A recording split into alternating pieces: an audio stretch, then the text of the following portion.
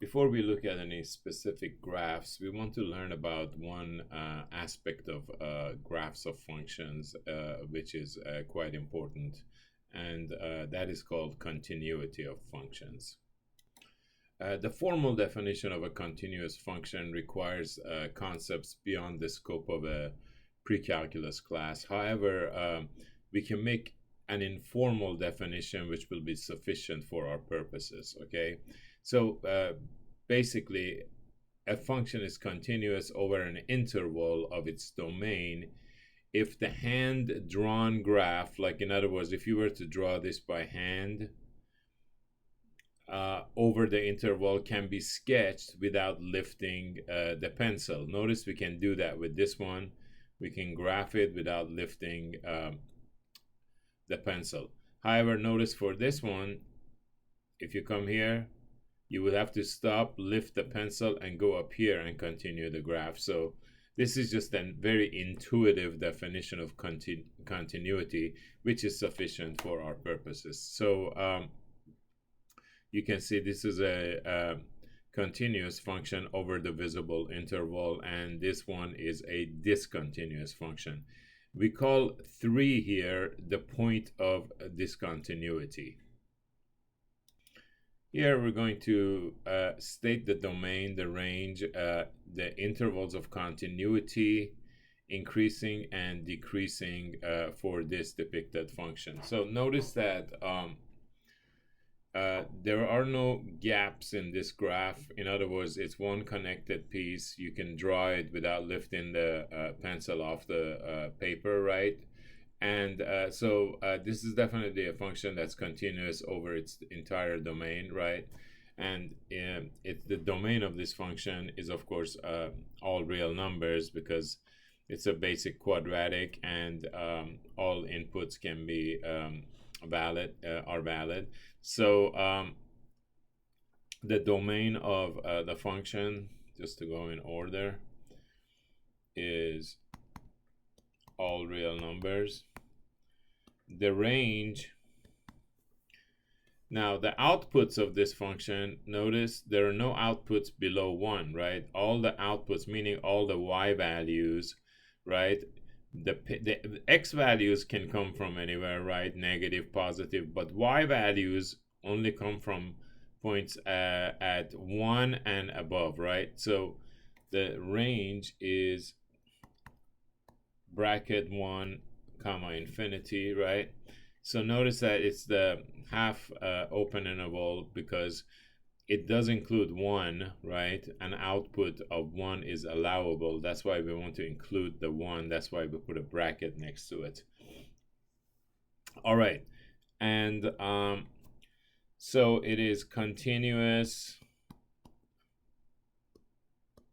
on its entire domain. So we'll just say on negative infinity to infinity. Now notice that the graph is decreasing from negative infinity all the way to 2, right?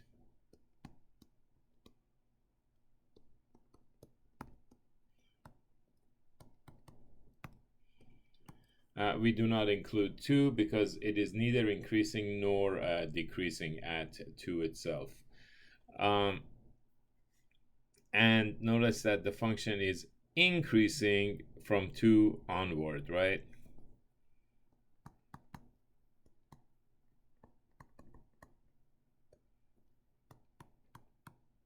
All right, so increasing on the open set 2 to infinity. All right, and that's basically how you would approach a problem like that. All right, so we would like to state the same characteristics about this particular function, right? Now, notice that the domain of this function, right, includes pretty much all real numbers except for 1, right? It is undefined at 3, so the domain here would be all real numbers up to 3, so negative infinity to 3, and make sure you use a parentheses, union every number after 3 as well, right? All real numbers after 3, so 3 to infinity. Now the range, notice the y values that are involved in graphing this particular function are pretty much all y values except for this one y value, which happens to be y equals 1, right? So the range, which is the set of all the outputs of this function, or this all the second coordinates of the points on this graph, basically, are going to be all real numbers except for 1. So negative infinity to 1 union 1 to infinity. Okay?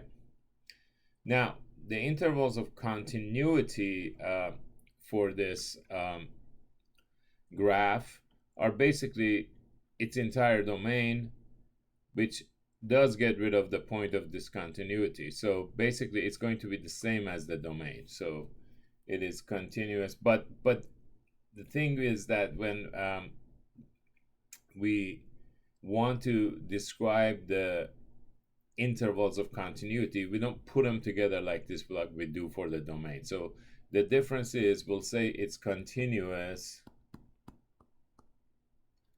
on negative infinity to 3 and on 3 to infinity, like that. Okay?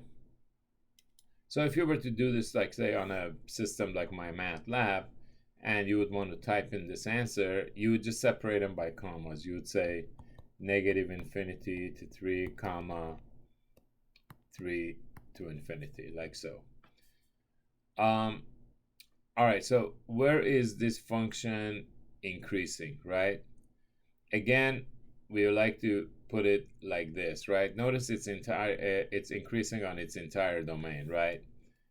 So increasing on negative infinity to 3 as well as on 3 to infinity.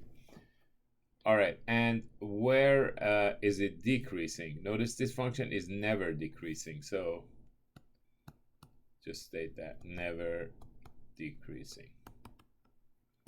All right, and that's all we need to do there. Okay, next we'd like to go ahead and start introducing some of the most common functions that we encounter in mathematics. The first of which will be the identity function, which is basically the function f of x equals x. So we'll go ahead and state the domain, the range, and intervals of continuity, increasing and decreasing for this identity function. Of course, to graph it is quite simple. We can quickly make a table of values with x, being subscribed to a few different numbers such as -2, -1, 0, 1, 2.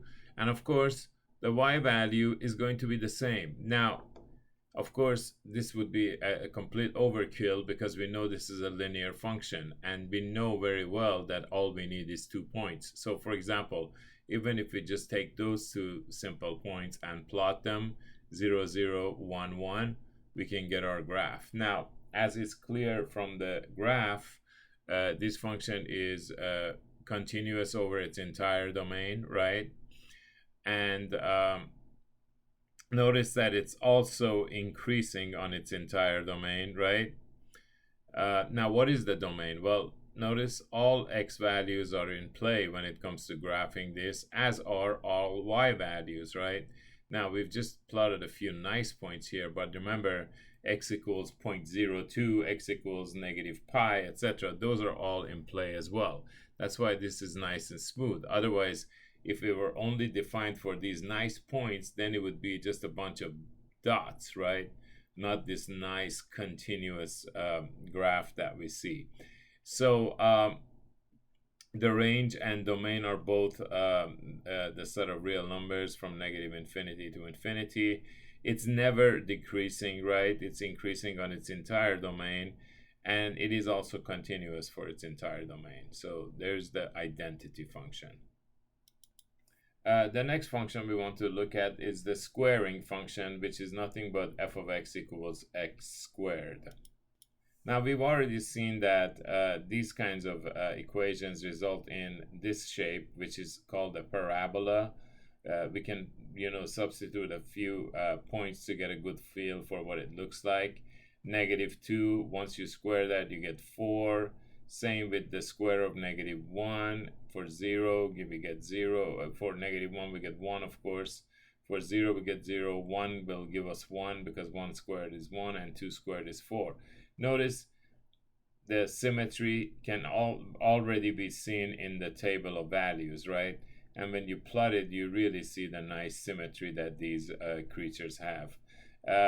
The domain, of course, is all real numbers because you can substitute any x value you want, right? Again, remember, these are just some sample values, right? All the not so pretty numbers are at play here as well when you plug it in to a calculator. For example, to graph, it will plot all those points. Now, this one, so the domain is all reals, but notice the range, that set of outputs don't have any negatives in them, do they? They're always going to be what? Non-negative, right? We don't want to say positive because then we would be disrespecting the very important 0. So we say non-negative. So notice that the y values associated with this graph, or which are basically the set of all the outputs of this function, are going to be all numbers greater than or equal to 0, right? That's why the range is 0 to infinity. Notice this function is decreasing on -infinity to 0, and it's increasing on 0 to infinity, right? And it has no breaks in it, so it's continuous on its entire domain. Next, we have the cubing function, which is just f of x equals x cubed. These will also serve as reference functions when we learn about translations of functions, and also different kinds of transformations on functions, not just translations. So here for the cubing function, we want to state the domain range and all the usual facts we've been studying for the others: continuity, increasing, decreasing, etc. So here, if we just plot a few points, we'll start with -2 and go all the way up to 2 for x. Notice we obtain these values, we plot those points, and we connect them in a smooth manner, and we obtain the graph of f of x equals x cubed. Notice that this graph is always increasing. So it's increasing on its entire domain. It's never decreasing. And there are no breaks. It's always continuous on its entire domain. Now, which is, of course, what? Notice there's no x value that's going to get you in any kind of trouble when you plug it in. So all x values are okay to cube. So the domain is that. And for the outputs, it's different from what is with when the exponent is even, which is going to make all these what? Non-negative. Notice with this one, you do get all kinds of outputs, positive, negative, as well as 0. So the range is also all real numbers. Next, we'll look at the square root function, which is basically just f of x equals the square root of x. Now, with the square root function, we can't just make a table and plug in, whatever number we want. Like, we can't use negative numbers here, right? Because the output would not be real. It would be imaginary. So the smallest possible value of x we can use is 0. Now, next, we can go to 1. Now, we could go to 2, 3, etc., but then we would get some numbers that are not very easy to plot. So the clever thing is jump to the next perfect square, because we know the square root of a perfect square is going to be a nice number, right? So we go all the way to 16, which will give us 4. We plot those values, and we carefully and very smoothly connect them, and we get the graph of f of x equals square root of x. Notice it is an increasing function, not a super fast increasing function, but it is an increasing function on its entire domain, and no breaks, so it is continuous. It's defined for all the non-negative x values, so that's why the domain is from 0 to infinity, including 0. Notice also as output, you do get all positive real numbers, so all numbers from 0 to infinity as well. But notice these are x values and these are what? Y values. Okay, that's the square root function. All right, next comes the cube root function, which is just f of x equals the cube root of x. All right, here, as it was with the case of the cubing function, notice we don't have the similar kind of restrictions as to when either the exponent is positive, even, or the index is even, right?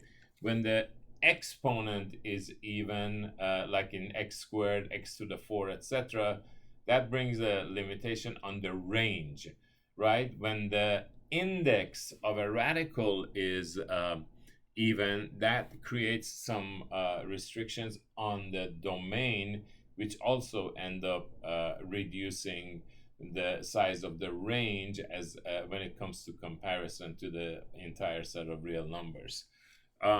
So here, obviously, we could have used any number we wanted, but we were clever and we used numbers that have a nice cube root to get a nice quick few points we can connect, right? So we know that -8 is a perfect cube, and the cube root of -8 is -2. -1 is a perfect cube. The cube root of -1 is -1. So it's 0, 1, and 8, right? So just take those points, plot them, smoothly connect them, and we'll end up with the graph of the cube root of x. It's increasing on its entire domain, which happens to be all real numbers. There are no restrictions in what you can plug in when the index is odd, right? And notice for the range, you'll also get all real numbers. You may be thinking, how is this value up here ever going to hit this curve? Well, the thing is, it's growing, right? It's kind of slowly, but eventually, if you keep going, as far as with x values getting larger and larger, you will eventually hit every elevation up here that you want to hit, right? And you'll also hit all the lower elevations here by going further and further left in the negative direction. So even though it doesn't look like that would happen from the graph, it actually does, right? So all right, so there are no breaks in it, continuous on the entire domain, never decreasing, always increasing on its entire domain. Another kind of function we encounter in mathematics is what's called a piecewise-defined function. A piecewise function is a function with at least two different definitions for at least two different intervals in its domain. The best known piecewise function is the absolute value function, which, as we have seen previously, is defined algebraically as absolute value of x equals x if x is greater than or equal to 0, and negative x if x is less than 0. Notice that the domain of the absolute value is all real numbers, because if you put all of that together, what do you end up with? You get all real numbers. But notice it has a different definition for one piece as opposed to the other piece. So that is what the essence of a piecewise function is.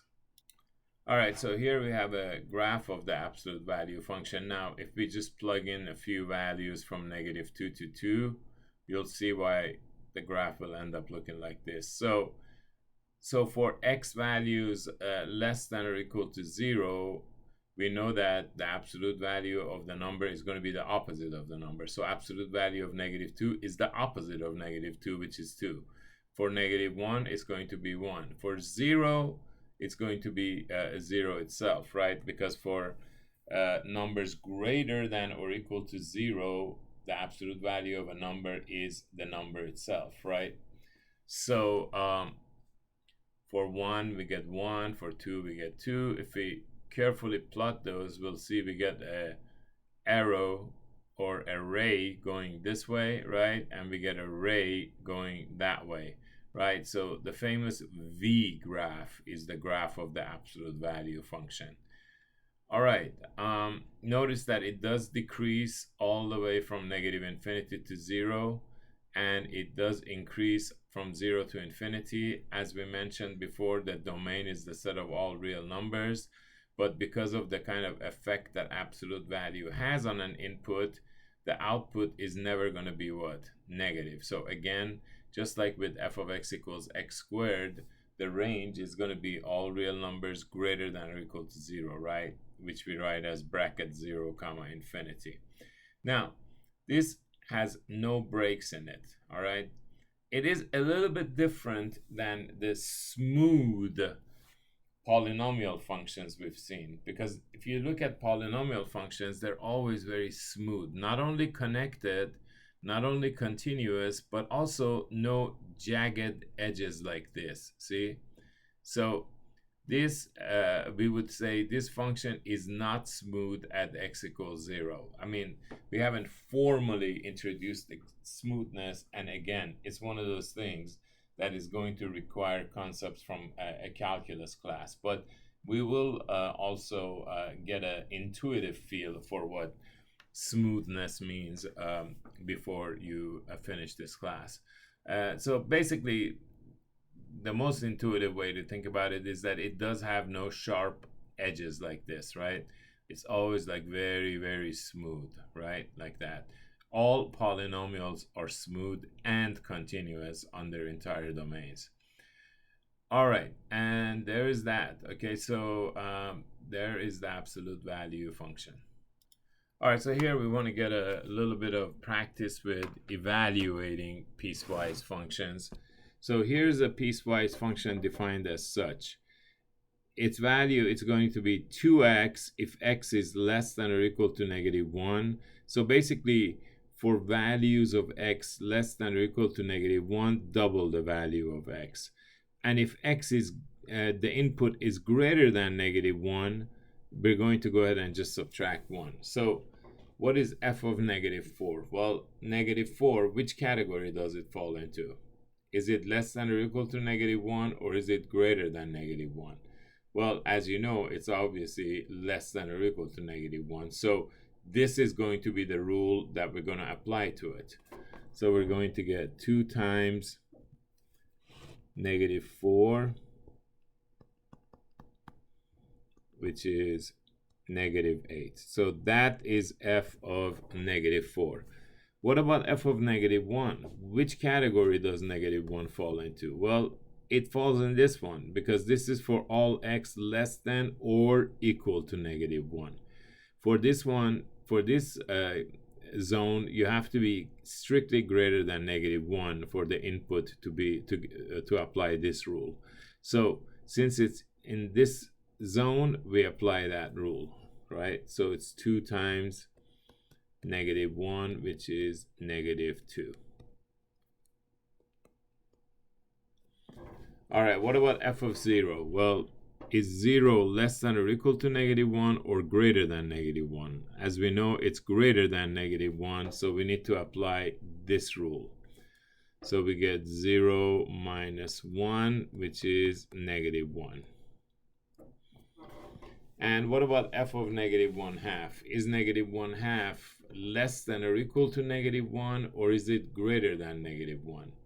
All right, as you know, it is definitely greater than -1. Just think of it. Is it closer to 0? Yes, it is, right? Is it to the right of -1? Yes, it is to the right of -1. Remember, on the number line, if you're looking at two different numbers, the one on the right is going to be the what? The larger number. All right.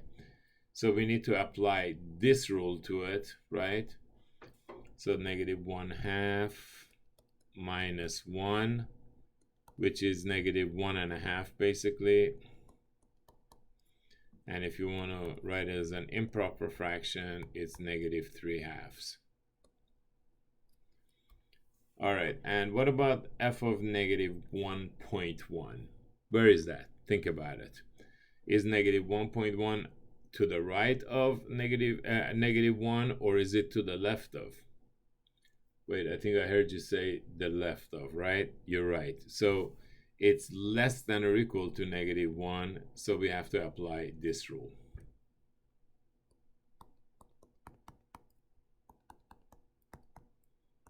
All right, so there's some practice with functional evaluation when it comes to piecewise functions. All right, so here we're going to graph this piecewise defined function. And sometimes we say that defined, sometimes we don't. You know, they're equivalent. Also state the domain, range, intervals of continuity, increasing and decreasing. Okay, so we're going to make a table of values, but we're going to make two tables because this is kind of like a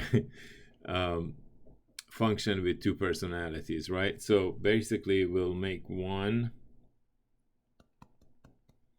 for the first personality, which is -2x plus 5. I mean, you don't have to do this, but it makes it a lot easier. And we'll do one for the other definition, which is f of x equals x plus 1. All right, so remember, we're going to want to graph this linear function part with x values less than or equal to 2, right? So for example, 0 and 1 should do, right? So when x is 0, f of 0 is going to be 0 plus 5, which is what? 5. If it's 1, this is a little hard to see. If it's 1, we get -2 plus 5, which is 3.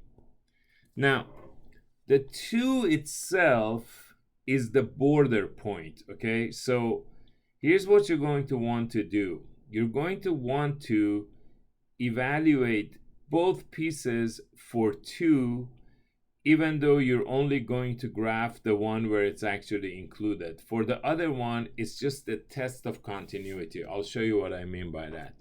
So let's go ahead and do the 2 for this one. Now here, I can use it. So it's an okay usage of 2, right?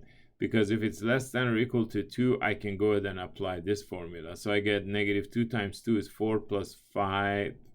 At -4 plus 5 is 1. Now, I'm going to use some values greater than 2 to plug in here. So for example, 3 and 4, right?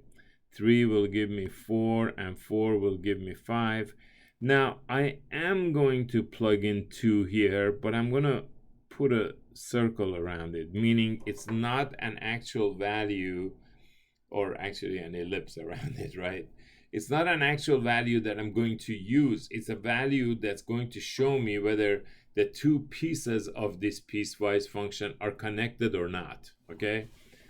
So at 2, I get what? I get 3. If this were defined for 2, it would have needed to be what value at 2? It would have needed to be 3. Since at 2, this one gives me 1, and at 2, this one gives me 3, I know this is going to be a disconnected situation, right? So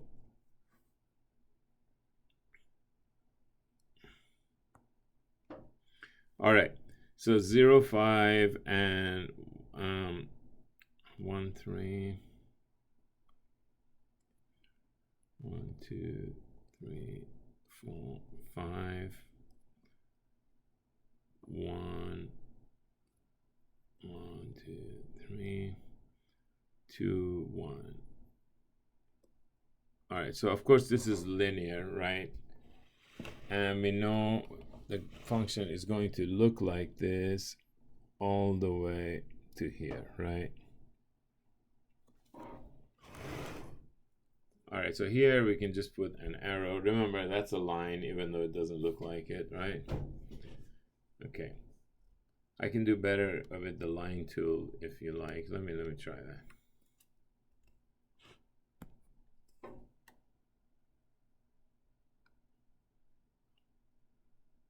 Okay, that's better, right? All right, so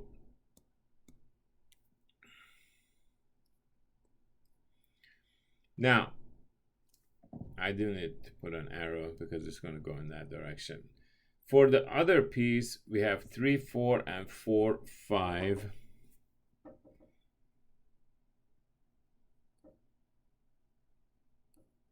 So 3, 1, 2, 3, 4, and 4,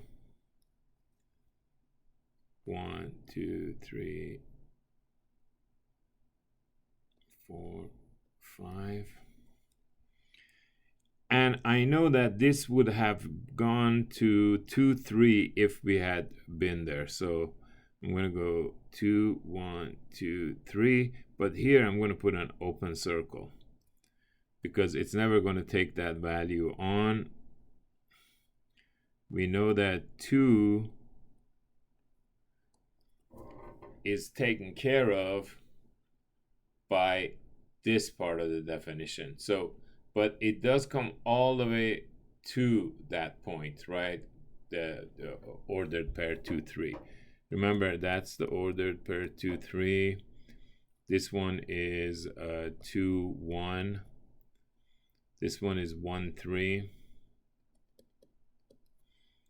And this one here is 0, 5, of course.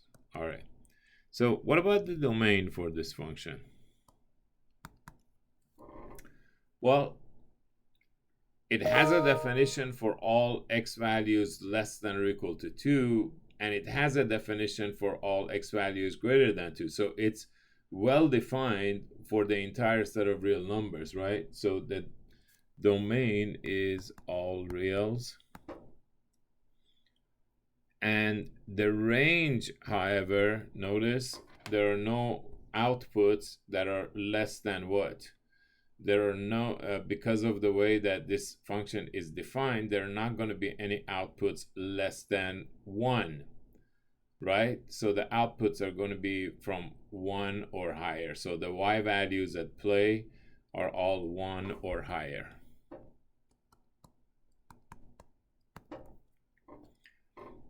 All right, so is it continuous? Well, it's continuous for the two pieces, but the breaking point, the border point, is going to be the point of discontinuity. So we're going to say continuous on negative infinity to 2, and also on 2 to infinity, right? The point of discontinuity is x equals 2. We only give the x value. We want to say it's continuous, discontinuous at x equals 2, right? And where is the function increasing? Well, it's decreasing over here, so it's increasing in that region. So it's increasing on 2 to infinity. It's decreasing on negative infinity to 2, right?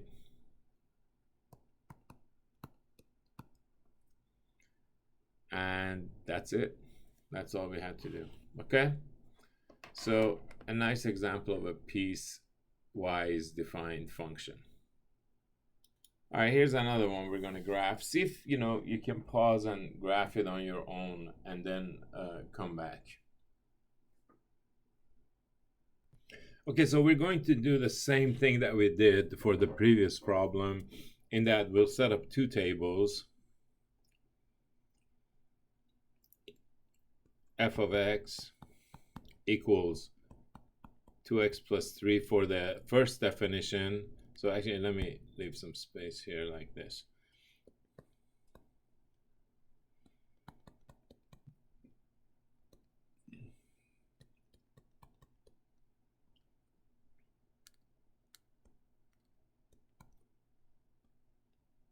Remember here, we're going to use x values less than or equal to 0, and then we'll do another table for the finished part of the definition.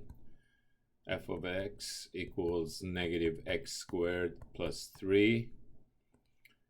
Here we're going to go ahead and use values of x greater than 0. So for x less than or equal to 0, so for example, -2, -1, 0. Remember, it says less than or equal to 0. But also remember, we are going to go ahead and figure out what this one is going to give us for 0 as well, even though we're not going to use it as a plotting tool, right? Just to see how they connect the two pieces. All right, so let's go ahead and substitute -2 for x. We get 2 times -2 is -4 plus 3 is -1. 2 times -1 is -2 plus 3 is 1. 2 times 0 is 0 plus 3 is 3. Over here, if we were to substitute 0 here, we would have gotten what? 0 plus 3, which is 3. Now, that's significant, because notice this one ends at 3 and this one starts right after this point, right? In other words, this one ends at 0, 3 and this one takes off right after 0, 3. So this is going to be a connected graph, as you will see. All right, and then we can just plug in a few values like 1 and 2. This is not linear, right? We'll do a few, 3. So 1 will give us -1 squared. Remember, the negative is not being squared. So that's -1 plus 3. So that's going to give us 2. Now we're going to plug in 2. So -4 plus 3, that's -1. And -9 plus 3, that's going to be -6, right? All right, so we should be ready to graph. All right, so for the part to the left of 0, -2, -1, on or to the left of 0, actually. -1, 1, and 0, 3. Okay, we know this part is linear, right? All right, let me see if I can use that line tool.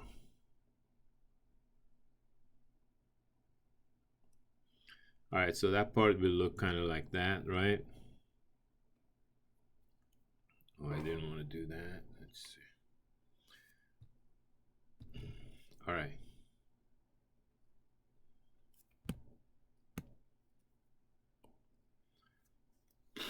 Now, for the part on the right, we know it would have started at 0, 3, but so this graph is going to be connected. So 1, 2,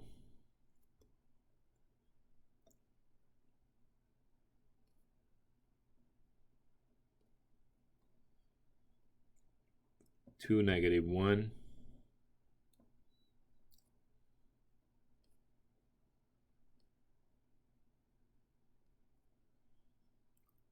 3, -6.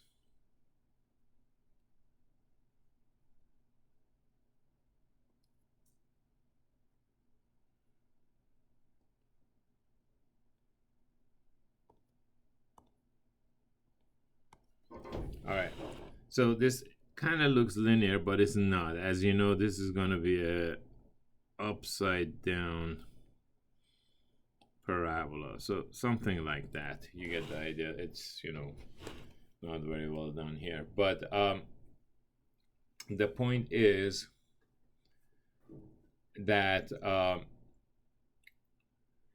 the left piece and the right piece connect together at 0, 3, as evidenced by the fact that both of them would have resulted in an output of 3 had you plugged in 0. Okay, so even though this is a piecewise function, it's a connected or continuous piecewise function. All right, it would obviously not be smooth at that point of connection, but nevertheless, it is connected and continuous. All right, so there's that example. All right, I want to show you a nice version of this so you can see I didn't do too terribly. Just give me 1 second. Here we go. So here's the same graph. Yeah, it was not the easiest thing to graph by hand, but there we go. So we got the gist of it. Notice it is connected here as well. So that's how we do those. All right, the last function we're going to look at today, not necessarily a very commonly encountered functions, but it does have some nice applications, and some groups do use it pretty often. So it's called the greatest integer function, and the definition is a little bit different from the way you're used to seeing functions defined. So this is the only thing that may confuse some people, but if you pay attention, it's very, very simple. Basically, f of x equals the greatest integer function. We use this double bracket to indicate the function. So like with absolute values, you know, we use single bars. Here we use a double bracket. And all it is that for any value, any real number x, the greatest integer function of x is the greatest integer less than or equal to x. So what does that mean? Well, think about it. So let's just do some examples right away. Let's say that I asked you to find the greatest integer function of 1.2, right? Well, remember, you're looking for the largest integer less than or equal to x. It's very useful to have a number line handy for this kind of problem. All right, so here's a number line. So 1.2 is right around here, right? So what is the largest integer less than or equal to? That means what? Either at the number itself, if it's an integer, or to the left of it. So obviously 1.2 is not an integer. So you'll want to go ahead and look for what? Less than the number itself, right? So if it's an integer, you stop, right?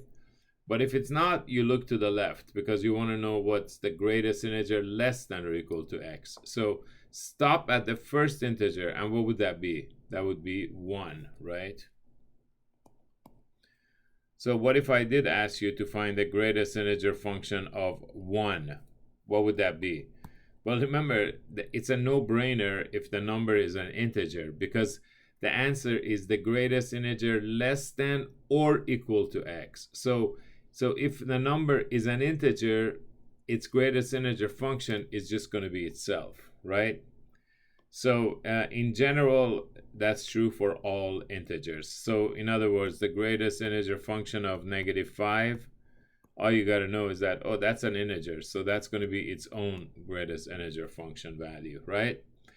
And what about the greatest integer function of -201.1? All right, so where is that number, right? That's what you have to figure. So let's do a little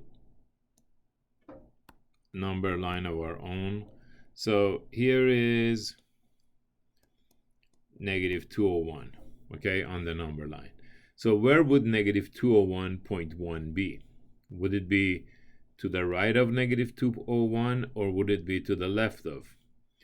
Yes, it would be somewhere in here, right? So notice, even though it's really close to this integer, that the value of this, as far as the greatest integer function is concerned, you have to look to the greatest integer less than or equal to the number. So you would end up where? At negative 202. Okay. All right. How about the greatest integer function of negative 3/4? Well, let's go back to our number line down here.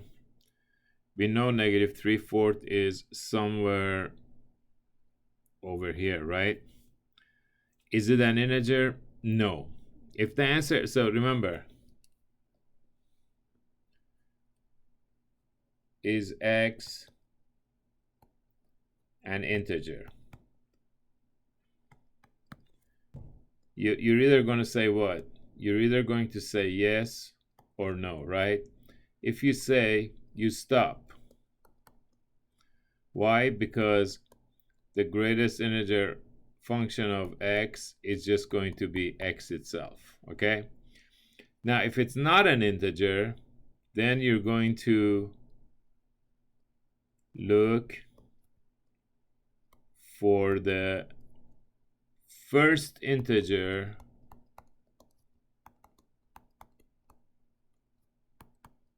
to the left of x. That's how this works out, right? So negative 3/4 in here is not an integer, so we have to look for what? The first integer on its left, and that would be what? Negative 1. All right. How about the greatest integer of 9.0009? Well, is it an integer? No. So what do I have to do? Well, where is it, first of all? It's immediately to the right of 9, right? But it is on the right of 9, that's for sure. So what's the first integer to its left? Yes, I think you said 9, right? Now let's make it more interesting. Now let's say I show you a table like this.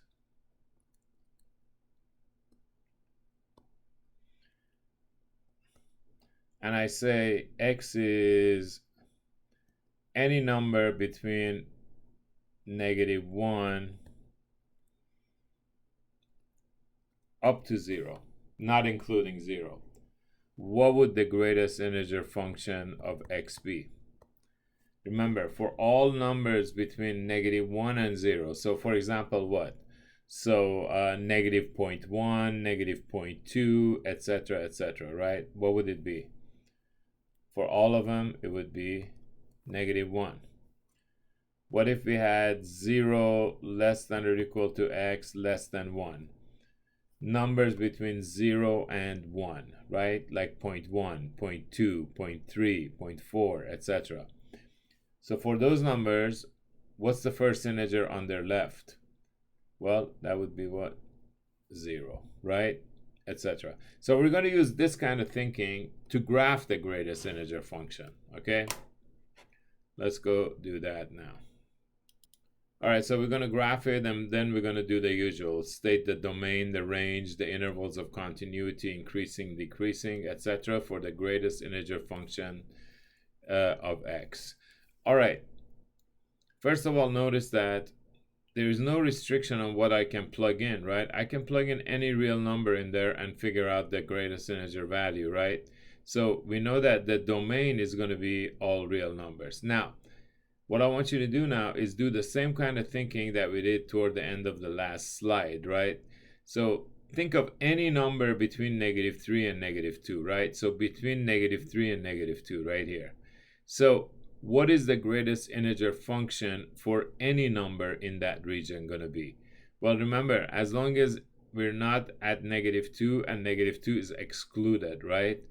Notice that the greatest integer function of any number in that region is just going to be the first integer on their left, which is what? -3. Okay?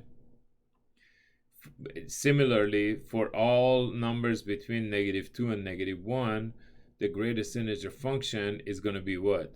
The first integer on their left, so it would be what? -2. Between -1 and 0, it would be -1. Between 0 and 1, it would be 1, right? So that's why you get this kind of, this is an example of what's called a step function, okay? So the greatest integer function is part of a larger group of functions called step functions. Well, for obvious reasons, right? They look like they form steps, correct? Now, this is when things happen kind of like in a very discontinuous manner. It's like they go on like one way for a while and then jump to a next level and then jump. So kind of these quantum leaps, right? Not continuous at all. This is quite far from being a continuous function, right? But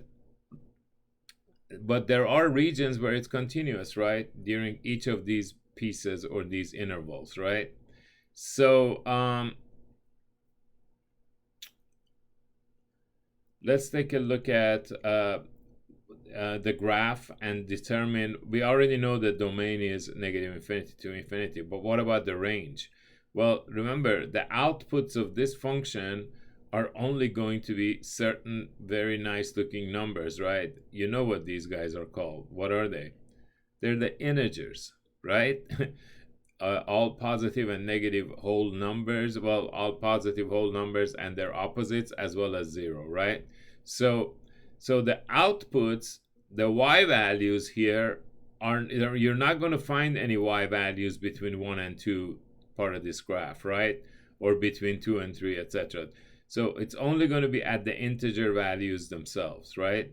So the domain is all real numbers, but the range is the set of integers right there, which we know we can also refer to as z with the double bar, right? So let's go ahead and practice a few more of these. We already did a bunch, but see if you can do these on your own. You should be in good shape if you can. And then unpause the video and continue. All right, so what about the greatest integer function of -2.5? Well, -2.5 is not an integer, so what are we going to do? It's here. What are we going to do? We're going to look for the first integer on its left. So what would that be? -3. How about 2.5? 2.5 is not an integer, so that means what? Look for the first integer on its left. What would it be? 2. Now 100 is an integer. What do you do if it's an integer? You stop, because what's the greatest integer less than or equal to 100? Well, 100 itself is an integer, so itself. How about the greatest integer function of -1/3? -1/3 is somewhere in here, right? Well, it's not an integer, so we have to look for the first integer on its left, right? And that would be what? That would be -1. And what about for 1/3? Well, 1/3 is over here, right? So what's the greatest integer function of 1/3? Well, look for it. Since it's not an integer, we look for the first integer on its left, which would be what? 0. Now, these in their various incarnations also may be called floor and ceiling functions. This would be the floor function because it takes the lowest value. If you were to define it a little bit differently, and instead of saying all the greatest integer or the least integer rather greater than or equal to the number, you would have had all these filled in. So instead of saying the greatest integer function equals the greatest integer less than or equal to x if you define the function called the roof function and said the roof function of x equals the least integer greater than or equal to x, then you would have had a very similar graph, except that the right sides would be filled and the left sides would be the blanks, right? The open circles. So that one would be called a roof function, okay? So anyway, but the greatest integer function is the one that is the most commonly encountered in this format. All right, so so the zones of it is both constant and continuous on these intervals, right? Let's stick with the normal procedure of using open intervals, right? I mean, it's not necessarily incorrect to use closed, but just to be totally standard, we'll go ahead and go with open. Now, notice that the function is discontinuous at every integer, right? Because when you get to any integer, boom, there's a jump. Another one, jump. Another one, jump, right? So it's discontinuous on at every integer.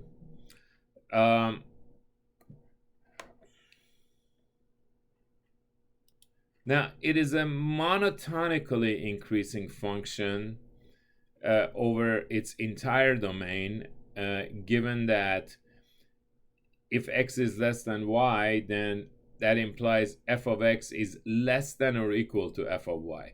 Remember, to be an increasing function, you have to say x less than y implies f of x is less than f of y, strictly less than, right? So if it is less than or equal to, then we call it a monotonically increasing function for basically all x in its domain, right?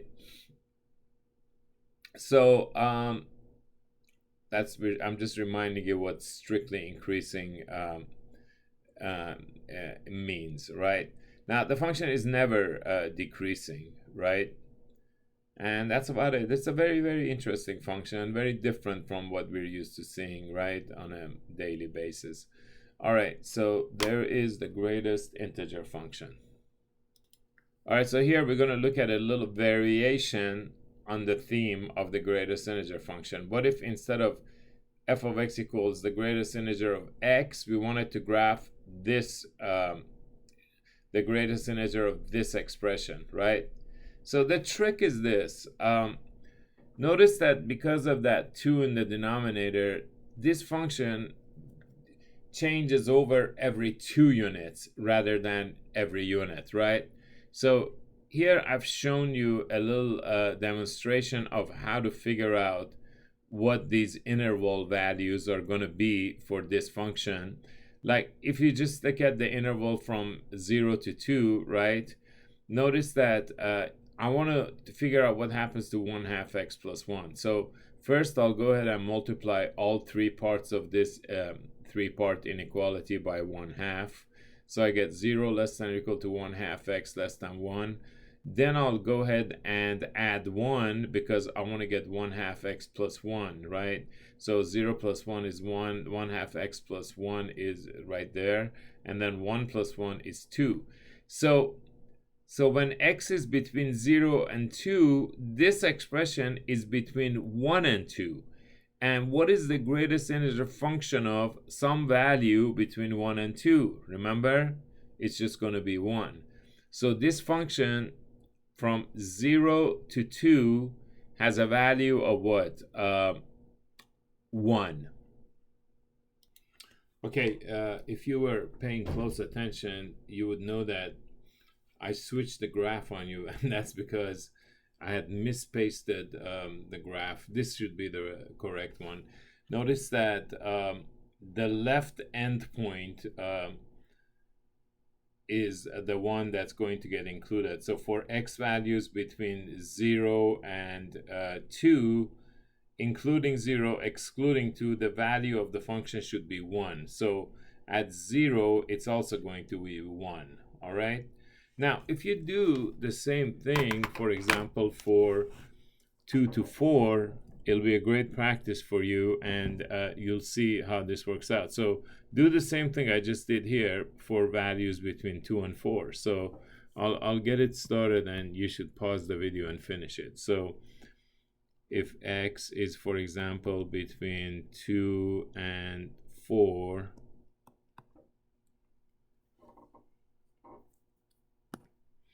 then notice that if we multiply all three parts of this three-part inequality by a half, we get 1 is less than or equal to 1/2 x less than 2.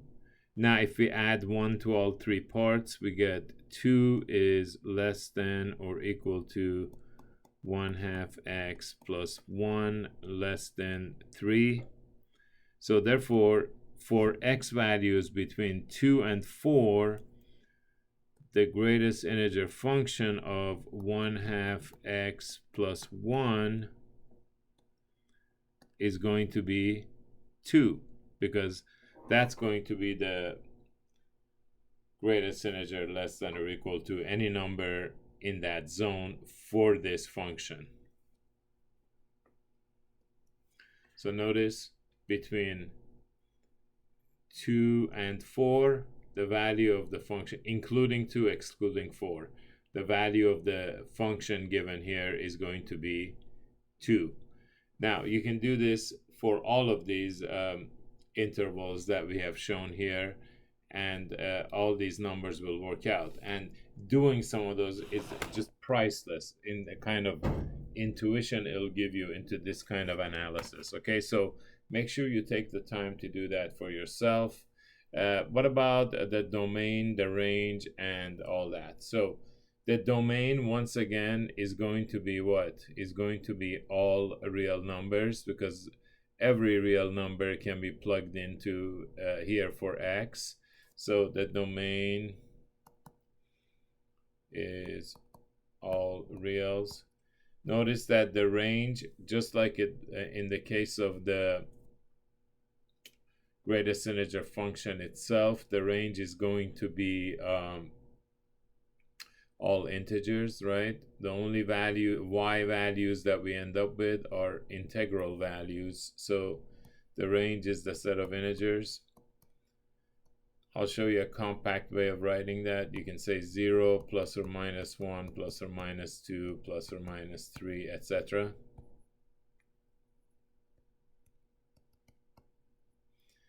And notice, just like the greatest integer function, this particular step function is monotonically increasing.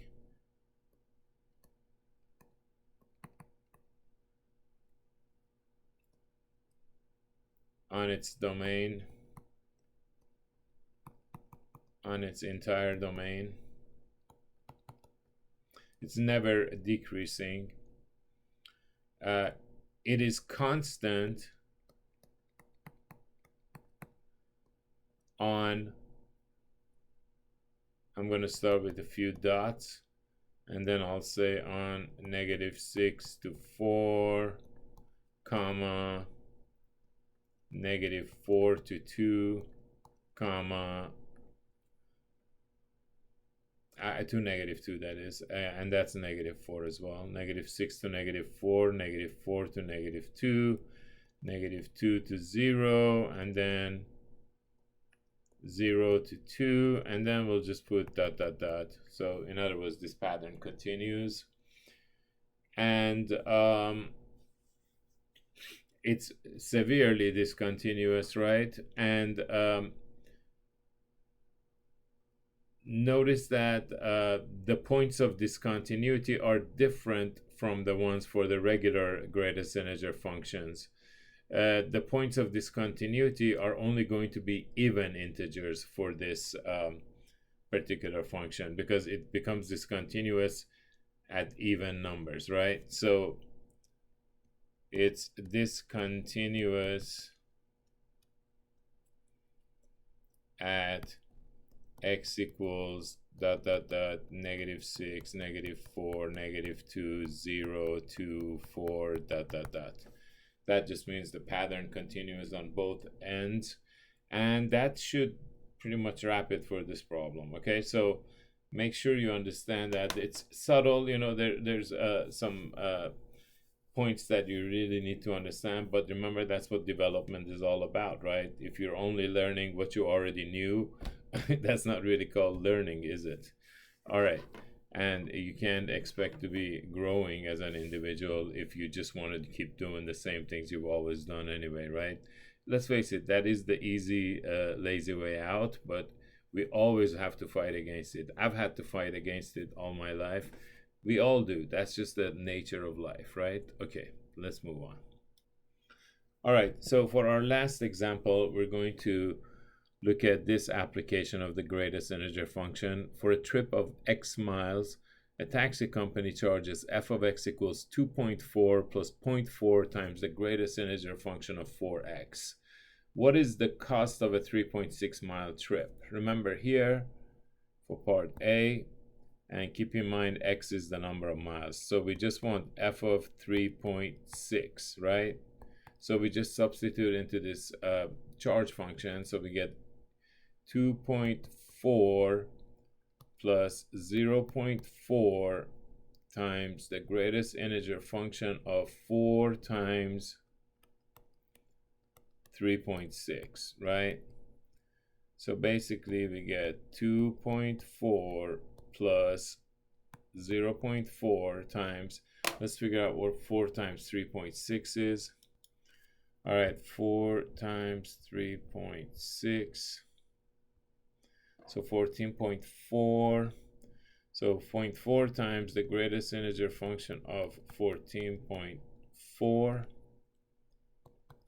So we get 2.4 plus 0.4. Now, what is the greatest integer function of 14.4? Well, is 14.4 an integer? No. So what do?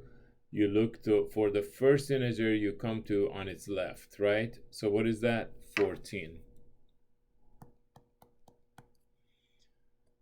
So now we just need to finish the calculation. So we get 2.4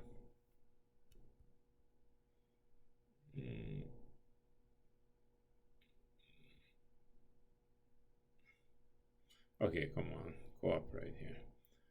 2.4 plus 0.4 times 14. So we get 8. So the person would pay $8 for a 3.6 mile trip. All right, next we want to know, what is the drop charge? That's the fee applied as soon as the passenger enters the car. Well, basically that means f of 0, right? So you haven't gone any miles. So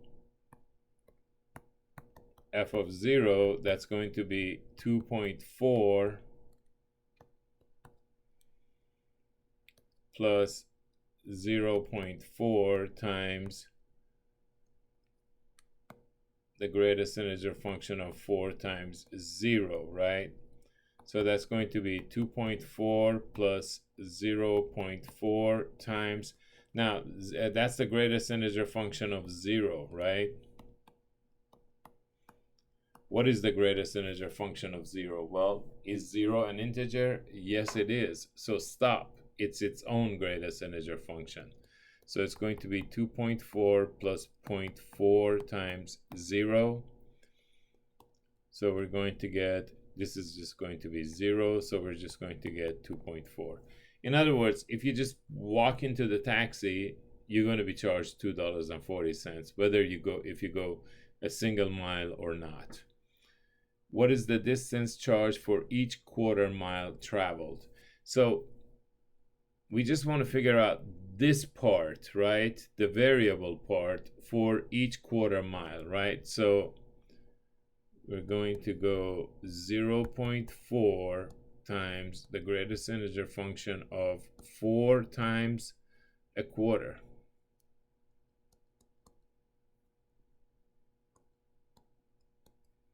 Right? So that's going to be 0.4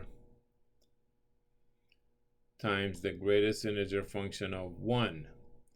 What is the greatest integer function of 1? Well, 1 is an integer, so it's its own greatest integer function value. So we get 0.4 times 1, and we just end up with 0.4. So basically, the the distance charge for each quarter mile traveled is going to be that much, which is what, 40 cents. That's $0.4, right? It makes a little bit more sense to multiply that by 100 cents per $1. Then the dollars will cancel out and you end up with 40 cents. Remember, we put dollars on the left, cents on the right. Okay, so you would pay 40 cents for each quarter mile traveled. All right, so there's a nice application of the greatest integer function. All right, so we will pretty much call it the day here, and you take care until the next video.